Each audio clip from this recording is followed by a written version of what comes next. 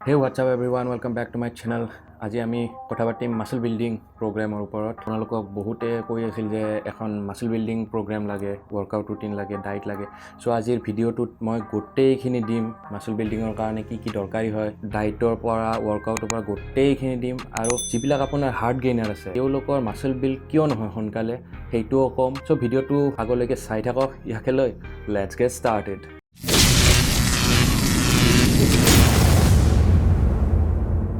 Guys, আজি মই যিটো আপোনালোকক মাসল বিল্ডিঙৰ প্ৰগ্ৰাম দিব ওলাইছোঁ সেইটো মই নিজে ইউজ কৰা প্ৰগ্ৰাম আৰু মই নিজে ৰিজাল্ট পাইছোঁ সেইটোত। আৰু আপোনালোকেও পাব যদি সম্পূৰ্ণৰূপে আপুনি ফ'ল' কৰে বস্তুটো। আপোনালোকৰ বহুতৰে কুৱেশ্যন থাকে যে আমিতো ঠিকমতে খাই আছোঁ, এক্সাৰচাইজ কৰি আছোঁ, কিন্তু আমাৰ ৱেইট বঢ়া নাই, মাসল বিল্ডিং হোৱা নাই, কিয় হোৱা নাই? চ' ফাৰ্ষ্ট মই যেতিয়া কোনোবাক এখন প্ৰগ্ৰাম দিওঁ বেচিকেলি আপোনাৰ মাসল বিল্ডিং হ'লে, তেতিয়া মানে কি চাওঁ মই কাৰ্বছৰ প্ৰতি তেওঁলোকৰ বডিটোৱে কেনে ৰেছপন্স কৰে। কাৰণ তেওঁলোকৰ কাৰ্বছত যেনেকুৱা ৰেছপন্স কৰিব তেওঁলোকৰ বডি মাসল বিল্ডিঙত সিমানে ভাল হ'ব বা সিমানে বেয়া হ'ব।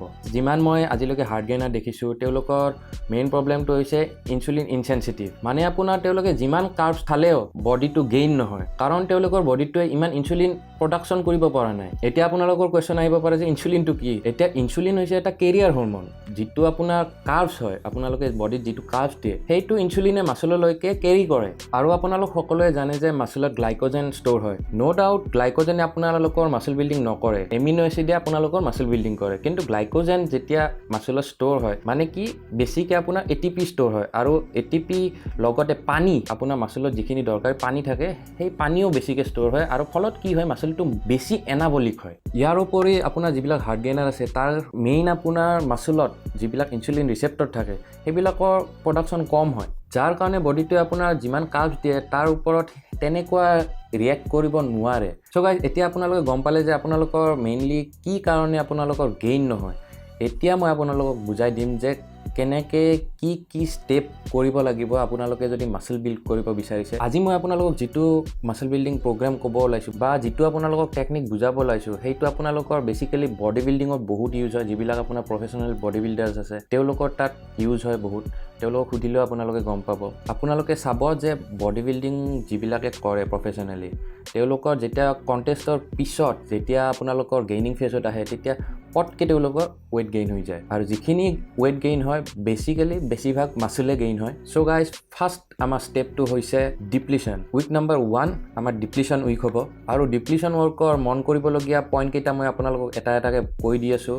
ফাৰ্ষ্ট আমি ডায়েটৰ কথা কওঁ। ডায়েটত আমি ডাইৰেক্ট কাৰ্বছ নলওঁ, আমি only protein, fates and veggies গ্ৰহণ কৰিম। ট্ৰাই কৰিব যাতে আপোনালোকে 5 to 6 মিল ডেইলি বডিক দিব পাৰে। আৰু এক্সাৰচাইজত আমি হাই ৰেপছ এণ্ড হাই ভলিউম ৰাখিম। মানে আপোনালোকৰ পাৰ এক্সাৰচাইজ ধৰক 20 ৰেপছ, আৰু ডাঙৰ মাচল হ'লে আপুনি 5টাকৈ এক্সাৰচাইজ কৰিব পাৰে, আৰু যদি সৰু মাচল হয় তেতিয়াহ'লে 3টা মাচল এক্সাৰচাইজ কৰিম আমি। আপোনালোকক মই মোৰ স্ক্ৰীনত দি দিম এক্সাৰচাইজৰ শ্বেডিউলটো কেনেকৈ ৰাখিব লাগে বা আপোনাৰ কিমান ৰেপছ ৰেঞ্জ ৰাখিব লাগে, আপোনালোকে স্ক্ৰীনশ্বট লৈ ল'ব পাৰে। এতিয়া কথা হ'ল যেতিয়া আপোনালোকে এই ডিপ্লিশ্যন ষ্টাৰ্ট কৰিব তেতিয়া ন' ডাউট আপোনালোকৰ ফাৰ্ষ্ট 3 days আপোনালোকে একদম বেয়া লাগিব বডি, কিন্তু যেতিয়া আপোনালোকে এই ফেজটো পাৰ কৰি যাব আপোনালোকৰ 100% ৰুটিনটো যদি ভালকৈ গোটেই ফ'ল' কৰে তেতিয়াহ'লে ৰিজাল্ট পাবই। চ' এই ডিপ্লিশ্যন ফেজত আহিব দিয়াৰ মেইন ৰিজনটো হৈছে আপোনালোকক মই যেনেকৈ ক'লোঁ যে আপোনালোকৰ বডি কিছুমানৰ হয়তো ইনচুলিন ঠিকমতে প্ৰডিউচ হৈ আছে, কিন্তু আপোনাৰ মাচলত যিখিনি ৰিচেপ্টৰ থাকে তাৰ প্ৰডাকশ্যন কম হৈ আছে।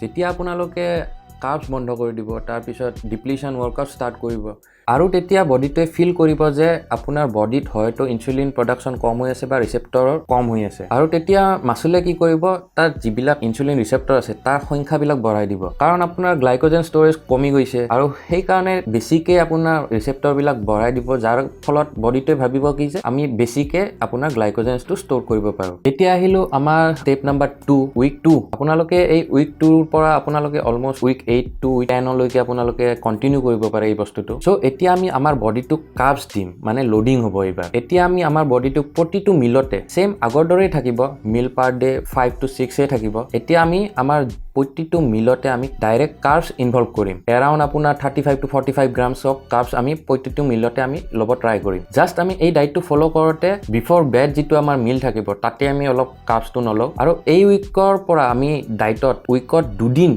কাৰ্বছ 0 ৰাখিম, যাৰ ফলত আপোনাৰ কি হ'ব ইনচুলিন সেনচিটিভিটিটো হাই হৈ থাকিব আপোনালোকক মই চেম্পল ডায়েট এখন মোৰ স্কিনত দি দিম আপোনালোকে চাই লওক তাতে কেনেকৈ কি কৰিব লাগে গোটেইখিনি দিয়া আছে এতিয়া আহিলো আমি এক্সাৰসাইজলৈকে এক্সাৰসাইজত আমি কি কৰিম এক্সাৰসাইজত আমি প্ৰগ্ৰেছিভ ওভাৰলোড মানে এতিয়া আমি ৰেফাৰেন্সটো কমাই আনিম তাৰপিছত গ্ৰেজুৱেলি ৱেইটটো ইনক্ৰিজ কৰিব ট্ৰাই কৰিম আমি হেভিকে এক্সাৰসাইজ কৰিব ট্ৰাই কৰিম তাৰপিছত আপোনাৰ ৰেফাৰেন্সটো কম থাকিব সেটছ কম থাকিব আপোনালোকক মই চেম্পল স্কিনত দি দিম কেনেকৈ আপোনালোকে বনাই ল'ব পাৰে আৰু আমাৰ এইটো ৱৰ্কআউট শেডিউলত উইকত দুদিন আপোনালোকৰ ৰেষ্ট থাকিব আৰু আপোনালোকে দেখিব পাইছে যে মই আপোনাৰ এইটো ৰুটিনত এপছৰ লগত আপোনাৰ কাৰ্ডিঅ' ইনভলভ কৰিছোঁ বেছি কাৰ্ডিঅ' নহয় অলপমান কাৰ্ডিঅ' কৰিব আৰু বহুতে ভাবে যে কাৰ্ডিঅ' কৰিলে আপোনাৰ মাসল কেটাবলিক ফেজত যাব বা মাসল লছ হ'ব তেনেকুৱা নহয় কাৰণ অকমান কাৰ্ডিঅ' আপোনাৰ হাৰ্টৰ হেলথৰ কাৰণে ভাল আৰু যিমানে আপোনাৰ হাৰ্ট পাম্প হ'ব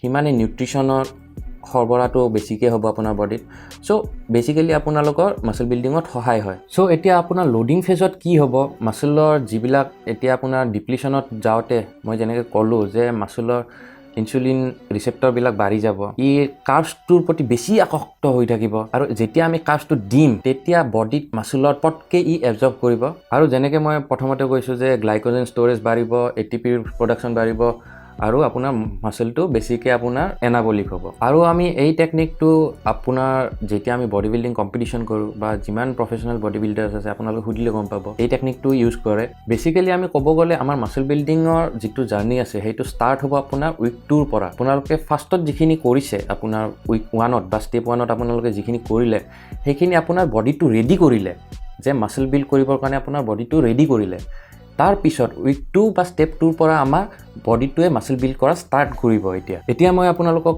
কাৰ্বছ প্ৰটিন আৰু ফেটছ বা ভেজিছৰ আপোনালোকে সোৰ্সেছ মোৰ আগৰ ভিডিঅ'টোতো কৈছোঁ মই কি আপোনালোকে খাব পাৰে বাট আজি মাসল বিল্ডিঙৰ এইটো ৰুটিনৰ কাৰণে মই কওঁ যদি হোৱাইট ৰাইচও খাব পাৰে কাৰ্বছ সোৰ্স হিচাপত হোৱাইট ৰাইচ হওক ওটছ হওক বা আপোনাৰ হুইট ব্ৰেড হওক তেনেকৈ যিকোনো আপোনালোকৰ প্ৰিফাৰ কৰে আপোনালোকে খাব পাৰে সেইটো তাৰপিছত ফেটছৰ সোৰ্সৰ কাৰণে আপোনালোকে এলমণ্ডছ তাৰপিছত পিনাট বাটাৰ এইবিলাক ল'ব পাৰে তাৰপিছত য়োগাৰ্টটো আছে আপোনাৰ গ্ৰীক য়োগাৰ্ট বুলি কয় তাৰপিছত আমি ভেজিছত আহোঁ যদি আপোনালোকে বন্ধাকবি হওক বা আপোনাৰ ফুলকবি হওক তেনেকৈ বিনছ হওক বা আপোনাৰ গাজৰ হওক এনেকৈ এড কৰিব পাৰে আপোনালোকৰ ডায়েটত এতিয়া আহিলোঁ আমাৰ ছাপ্লিমেণ্টেশ্যন কি ল'ব পাৰে আপোনালোকৰ এইটো প্ৰগ্ৰেমৰ বাবে আপোনালোকে যদি ল'ব বিচাৰে তেতিয়াহ'লে হুৱে প্ৰটিন এটা ল'ব পাৰে আৰু যদি আপোনালোকৰ বাজেট আছে তেতিয়াহ'লে BCW এটা এড কৰিব পাৰে আৰু আপোনালোকে ক্ৰেটিন ল'বও পাৰে আপোনাৰ উইক 3 মানৰ পৰা আপোনালোকে ক্ৰেটিনটো ষ্টাৰ্ট দিব পাৰে সো যিবিলাক আপোনাৰ হাৰ্ট গেইনাৰ আছে আপোনালোকে এবাৰ এই মাসল বিল্ডিং প্ৰগ্ৰামটো ট্ৰাই কৰি চাওক সো আজি ভিডিঅ'টো মই এইখিনিতে শেষ কৰোঁ আপোনালোকৰ যদি মোৰ ভিডিঅ'টো চাই ভাল লাগিছে দেন লাইক কৰক শ্বেয়াৰ কৰক কমেণ্ট কৰক আৰু মোৰ চেনেলটো ছাবস্ক্ৰাইব কৰক একেলৈ বাই বাই